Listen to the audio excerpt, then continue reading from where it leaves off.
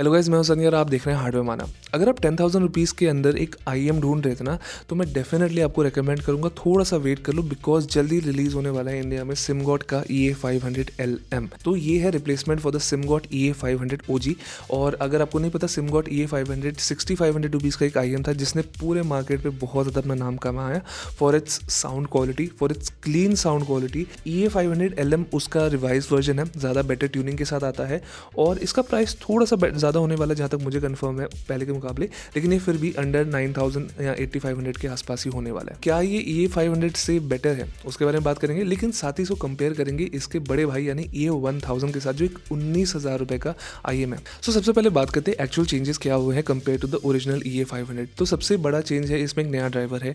ये ज़्यादा अच्छी फ्रीक्वेंसी रिस्पॉन्स के साथ आता है, मतलब ज़्यादा स्मूथ फ्रीक्वेंसी रिस्पॉन्स के साथ आता है। इसमें ज़्यादा ट्यूनिंग फिल्टर्स है, यानी जहाँ पे EA500 के साथ आपको 2 साउंड सिग्नेचर्स के साथ खेलने का मौका मिलता था because of those nozzle filters, यहाँ पे वो 3 है। एंड लास्ट में ये एक नए कलर के साथ आता है।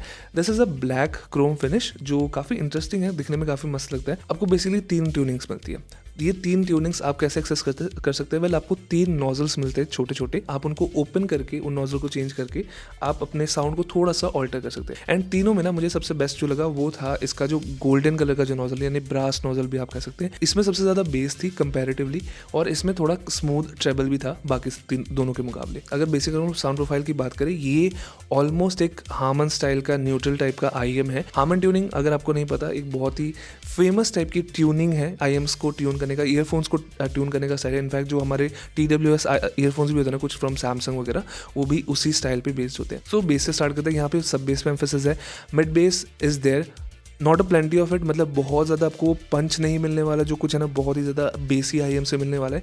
लेकिन जो भी आपको बेस मिलता है ना, it's very good, very textured. मतलब आपको अगर मैं एक बहुत ही अच्छा एग्जांपल देना चाहता हूँ कि अगर आपको अच्छी बेस टेस्ट करनी ना, आप किसी एक ऐसे हिंदी गाने को सुनो ना जिसमें अच्छा सा तबला रिकॉर्ड किया गया हो, या फिर किसी में अच्छा सा ढोल रिकॉर्ड किया। फॉर एग्जाम्पल कलंक, अगर आपको पता है अजीत सिंह का, रिसेंटली जो मैं आजकल बहुत सुन रहा हूँ वो है ओ अंग्रेज फ्रॉम मिल्खा सिंह। अगर आपने कभी तबला पता नहीं सुना है कि नहीं, लेकिन जब आप तबले को हिट करते हैं ना, there is a lot of reverb जो है ना क्रिएट होती है। अनलेस आपका ड्राइवर अच्छा नहीं होना, वो कभी भी नेचुरल नहीं साउंड करता, चाहे जितना मर्जी अच्छा IEM हो। दिस प्रोड्यूसर्स अ टोन जो बहुत ही ज़्यादा रियलिस्टिक है, बहुत ही ज़्यादा आप कह सकते हो, आप फील कर सकते हो, थोड़ा टच कर सकते हो ऑलमोस्ट साउंड को, बेस को। एंड बेस गिटार की बेस को भी प्ले कर सकते हैं, एंड तबले जैसे बेस को भी प्ले कर सकते हैं। प्लस इलेक्ट्रॉनिक बेस में भी जनरली अच्छा काम करती है। नॉट द बेस्ट, मतलब वहाँ पे मिड बेस इम्पैक्ट वो चाहिए जो एकदम वो गाड़ी की शीशी हिलाने वाला, वो नहीं होगा, लेकिन आपको बहुत अच्छा बेस फिर भी मिलने वाला है। तो मिड्स की बात करें, यहाँ पे काम इन्होंने अच्छा किया। यहाँ पे जो मिड्स है वो जनरली बहुत क्लीन है। यहाँ पे आपको वोकल्स अच्छी तरह सुनाई देते हैं, यहाँ पे कोई कंजेशन नहीं सुनाई देती, चीज़ें अलग अलग सुनाई देती है। एंड वो इमेजिंग से ऑब्वियसली जुड़ा है, उसके बारे में बात करता हूँ। लेकिन मिड्स में एक नेचुरलनेस जो चाहिए ना आपके इंस्ट्रूमेंट्स वगैरह के लिए, वोकल्स वगैरह के लिए, वो यहाँ पे मौजूद है। अपर मिड्स पे ज़्यादा एम्फेसिस और लोअर मिड्स पे कम एम्फेसिस, तो कभी कभार वो हाई वॉल्यूम्स पे तीखा जरूर सुनाई दे सकता है, आप कह सकते हो थोड़ा ज़्यादा शार्प सुनाई दे सकता है। रिड्यूसिंग द एरिया ऑफ 3000-4000 वाला हर्ट्ज मे बी 2 डेसिबल या 3 डेसिबल तक कम किया जा सकता था।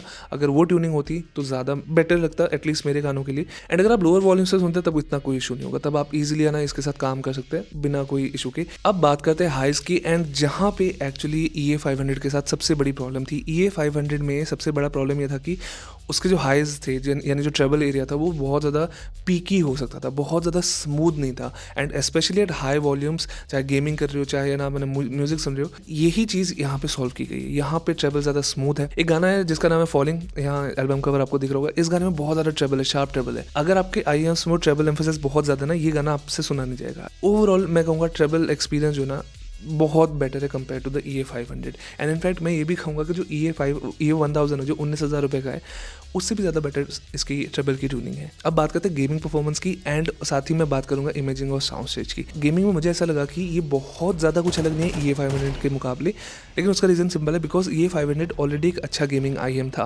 प्रॉब्लम ये आ जाती है कि compare to something like the EM6L, जो ज़्यादा ड्राइवर्स के साथ आता है, जो ज़्यादा सेपरेशन क्रिएट कर सकते हैं अपने साउंड के साथ, वहाँ पे आपको ज़्यादा पिन पॉइंट एक्यूरेसी मिलने वाली है। यहाँ पे मुझे ऐसा लगता है कि ब्लरीनेस हो जाता है, खासकर जब कोई चीज़ें बिल्कुल आपके पास होती है। फॉर एग्जाम्पल लेट्स से ना CS2 खेल रहा हूँ, अगर मैं डस्ट 2 में, अगर मैं टनल्स में हूँ, तो मेरे पीछे से कोई आ रहा है और मेरे सामने भी कोई है, तो मैं कभी कभार कंफ्यूज हो जाता है कि दोनों में से कौन मेरे ज़्यादा पास है। बहुत ही स्पेसिफिक कंडीशन होगी जहाँ पे ये EM6L के मुकाबले में लाइक है ना थोड़ा ख़राब परफॉर्म करने वाला है। लेकिन कंपेयर टू समथिंग लाइक है ना लेट्स से चीपर IEM जैसे 02 वगैरह, Chu 2 वगैरह, या फिर हमारे दूसरे जो 3,000 रुपये के अंदर वाले IEM से, उनसे बेटर परफॉर्म कर रहा है। ठीक है, बाकी थोड़ी और ओपन गेम्स है लाइक ना एपेक्स लेजेंड्स वगैरह, या फिर कोई दूसरे सिंगल प्लेयर गेम्स है लाइक लेट्स से जो फाइनल्स अब आजकल चल रही है, वहाँ पे ज़्यादा बड़ा साउंड स्केप है, वहाँ पे बहुत मज़ा आता है खेल के, बिकॉज इसका साउंड स्टेज बहुत ही ज़्यादा राउंड है। चीज़ें अभी भी सिर के अंदर ही है ऑलमोस्ट, लेकिन फिर भी एक राउंडनेस है साउंड में जो कई सारे IMs नहीं प्रोवाइड कर सकते। लेकिन उससे भी ज़्यादा खास बात यह है कि इस IM की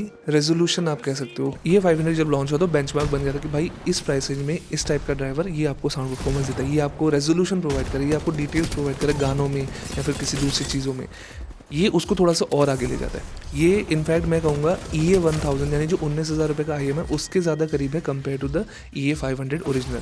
तो अगर आप एक 8,000 9,000 रुपये का IM खरीद रहे हैं और वो EA1000 के ऑलमोस्ट साउंड स्टेज को कवर कर रहा है, ऑलमोस्ट उसकी इमेजिंग को कवर कर रहा है, तो मेरे ख्याल से वो बहुत अच्छी डील है। क्या इसका मतलब ये है कि EA1000 बहुत ही बेकार है? Well the answer is no. EA1000 की साउंड स्टेज इज़ अमेजिंग, मज़ा आ जाता है सुन के। मैं सीरियसली उसका एक डेडिकेटेड रिव्यू करना चाहता हूँ, लेकिन अनफॉर्चुनेटली मैं कन्वे नहीं कर सकता कि वो कितना मज़ेदार है साउंड सुनने में उसकी, ठीक है, वो अलग ही एक्सपीरियंस है। इनफैक्ट मैं ये प्लान कर रहा हूँ, लेट मी नो अगर आपको देखना है कि नहीं वीडियो, एक 20,000 रुपये यानी 19,000 रुपये का EA1000 वर्सेज 1 लाख रुपीज़ का एक Campfire Andromeda, specially for gaming. Let me tell you, gaming में बहुत एक इंटरेस्टिंग चीज़ मैंने नोटिस की। लेकिन compare to this EA500 LM versus EA1000 definitely better है। 19,000 रुपये पैसे आप खर्च करो, कहीं ना कहीं तो खर्चने हैं, लेकिन क्या वो almost twice the price better है?